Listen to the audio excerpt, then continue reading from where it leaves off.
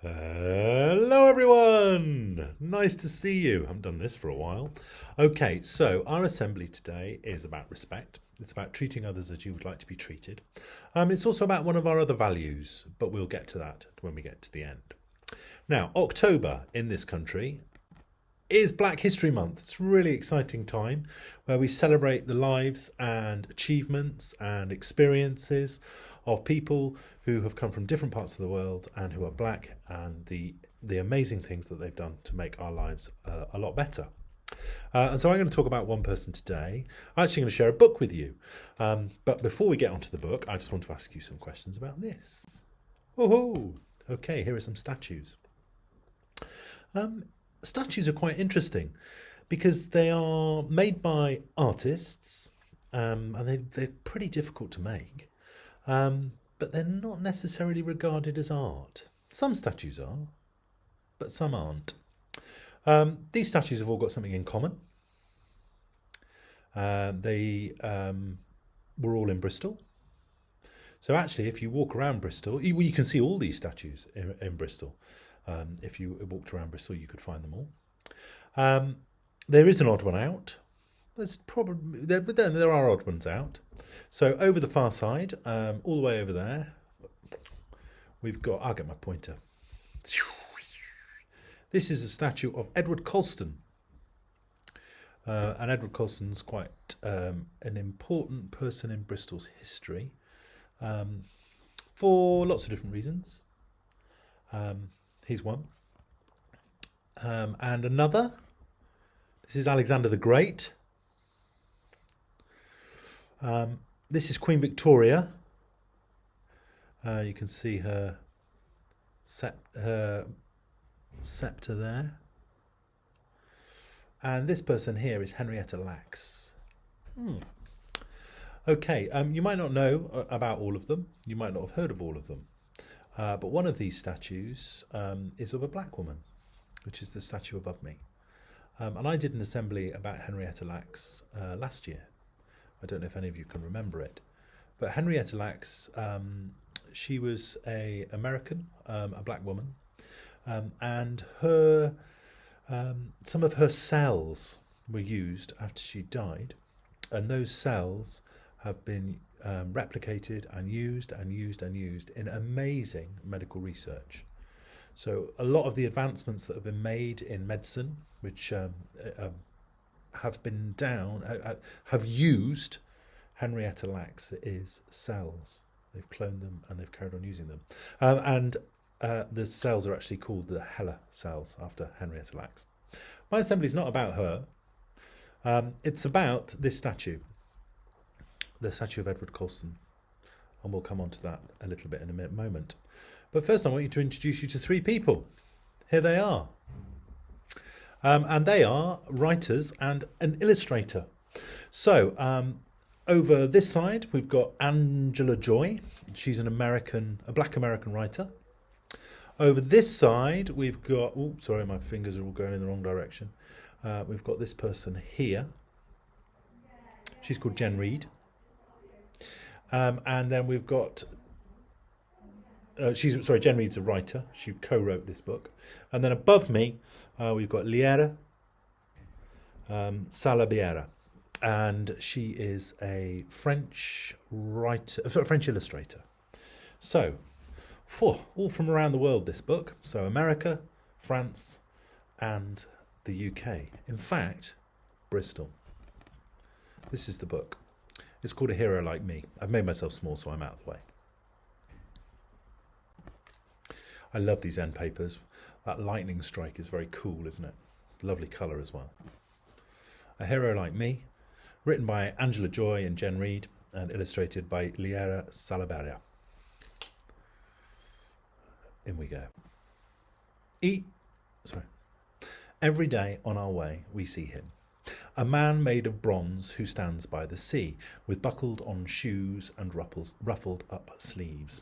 A man who sold freedom for cotton and tea. They call him hero, but he's no hero, not to me. And when they say he sold freedom, he sold slaves. That's what he did. He sold slaves for cotton and tea. So the slaves would have been used to pick cotton and also used in the tea plantations and making tea. Every day on our way we see him, an old stone man who rides his high horse, who points a dull sword at an innocent sky, a man who used hatred and fire and lies to steal away liberty. He said only he had the right to be free. They call him hero, but he's no hero, not to me. The bronze and stone heroes stand awfully tall.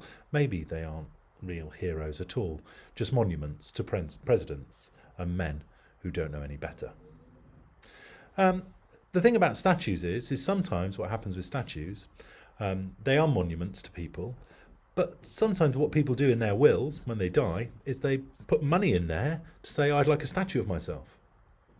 And then the statue is built.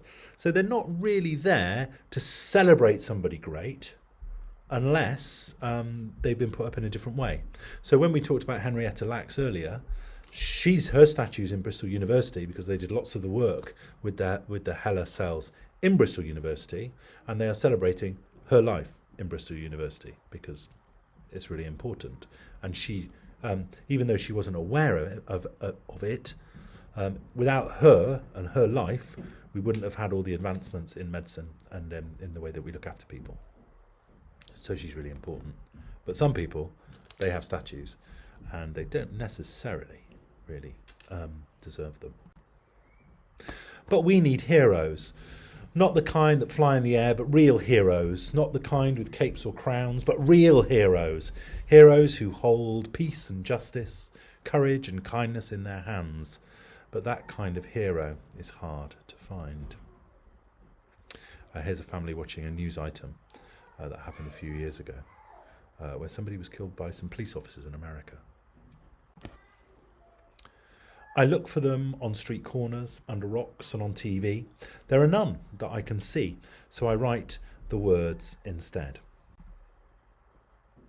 I look for them on stages, watch for them on newspaper pages, but they're not around.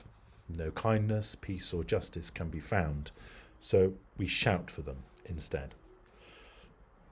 It's a beautiful illustration, this, and you can see the crowd marching through the streets protesting. And they're protesting about how in some parts of the world people with different colour skin are treated differently, and this is in response to the police killing somebody in America who was black. And all along the way I see every day people, hands up, voices high, hoping for heroes. Kindness, courage, justice, peace. Will they ever come? Mama says. One day. That's why we march. The people in this story have got a lot of hope. Shoulder to shoulder, louder and louder, we move like a wave down an empty street. I love their signs. Time for change. Enough is enough. Justice. We need peace. Peace, justice and peace. Looking up to the innocent sky, some people pray, some people cry. Some people kneel on cold, hard places. I love the Justice for George statue there because the man who was killed was called George Floyd. Sorry, I missed a bit there. Some people kneel on cold, hard places while the old bronze statues look away. The bronze cold man who stands by the sea with buckled on shoes and ruffled up sleeves. The man who sold freedom for cotton and tea. He doesn't belong here.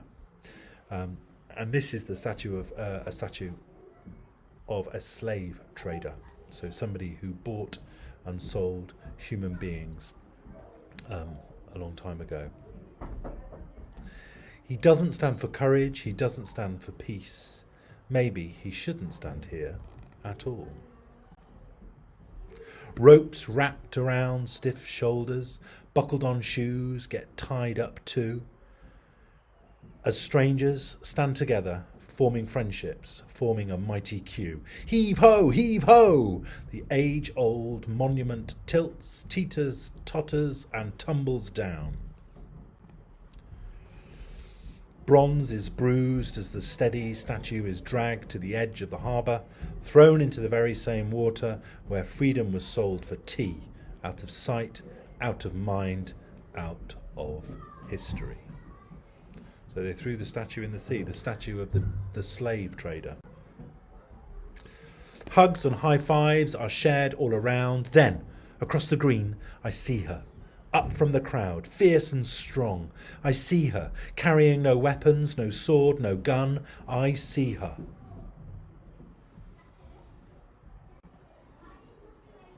Standing on top of the bronze man's tower, she raises a fist for black peace and black power. And the crowd below her agrees a hero has come, a hero not made of bronze, brick or stone, but of curly hair and courage, skin, strength and bone, just like me. She's everything a real hero should be. Yet, as quickly as she appeared, she is gone. The plinth stands empty and alone. Many days passed with nothing new. Then early one morning, on our way to work and school, I saw her again, but this time it was different. A statue made of resin stood by the sea with buckled on boots and rolled up sleeves, a fist raised for justice, for kindness, for me, had risen with the sun. She wasn't the only one. Their names weren't on buildings or books, but their eyes were kind, their work helpful. Each of them held goodness in their hands, kindness, courage, justice, peace, and they gave it away. I think that's what real heroes do. Hands up, voices high, we still watch for heroes. Kindness, courage, justice, peace. Will they ever come to stay? Papa says, one day. Until then, we march. What a great end to a book. It's about making the world a fairer place. Because sometimes it isn't fair for some people. This is a bit about more information because this book is based on a real story, real events that happened in the city that you live in. On the 25th of May 2020, a black man named George Floyd was killed by police officers in the USA. This was captured on video and watched by millions. Shocked, sad and angry about what they saw, people across the world began to protest. One such protest took place in the city of Bristol, England. The Bristol March was organised to pass near the statue of Edward Colston, an 18th century merchant. To some, Colston was a hero who donated money to worthy causes. To others, he was not a hero. He profited from the sale of over 84,000 slaved African people. Many Bristol residents had previously asked to have the statue taken down, but the statue stayed in place. When the March for Justice for George Floyd approached the statue of Edward Colston, protesters tired of the ever-present symbol of enslavement took action. They put rope around its form. Residents removed the statue from its plinth and pushed it into the harbour. Watching it all was Jen Reid. Jen Reid had worked hard to stand up for justice her entire life. When the statue was thrown into the water, she felt the need to act in a way that she could not even have predicted. She began to climb the empty plinth. The crowd around her cheered her on. When she reached the top, she raised her fist for George Floyd and the safety and dignity of black people everywhere. The moment was caught on camera and inspired a famous artist, Mark Quinn. Mark invited Jen to create a new statue with him, one that would capture this powerful moment. Jen named the statue A Surge of Power, and it was placed on the spot where the Edward Colston statue once stood. In less than a day, it was removed from the city. As of the date of this book went to print, the statue of Jen Reid, A Surge of Power, has yet to find a public space for home.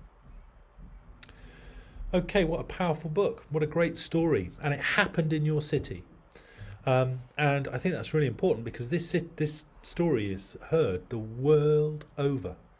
And as I said at the beginning, the writer of this book, one of the writers, is Angela Joy, who is a black American woman. She's not from Bristol. Jen Reed is the person in the story who stood on the plinth. And the other person who's collaborated to make this book, Liera, she's from France. So this story that happened in your city about an amazing event, it happened in your city, which is great. Okay, so I think this story is about I wanted to share the end papers again because I love them so much. These are actually based on Jen Reed's earrings that she wears, lightning strikes, very powerful. So this assembly is about our two of our values. The first one is respect. That's when we treat other people as we would like to be treated, and it's so important that we do that. We make sure that we treat each other equally, but really in a positive way. So please make sure that you are showing respect. It's also, though, and at the end of the book there was that page where it had all the people protesting and how they will keep protesting, and that's because they have hope, and hope is thinking about the future positively and thinking about how to get there. Those people were protesting because that's how they're going to change the world, is that they're going to protest about it, make their voices heard. And hope is something that we all should have, because it is so important that we do think about the future in a positive way and how we can change it. Okay, so there's my assembly. Last thing, something exciting coming our way very soon. So at the start of the next term, you're going to be introduced to this bunch. They are our new Richer robots. They represent our school values.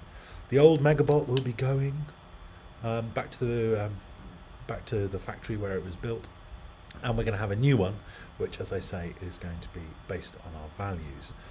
That's all I'm going to say about it. I hope you're as excited as I am. I'll see you all soon. Take lots of care. I'll see you around school.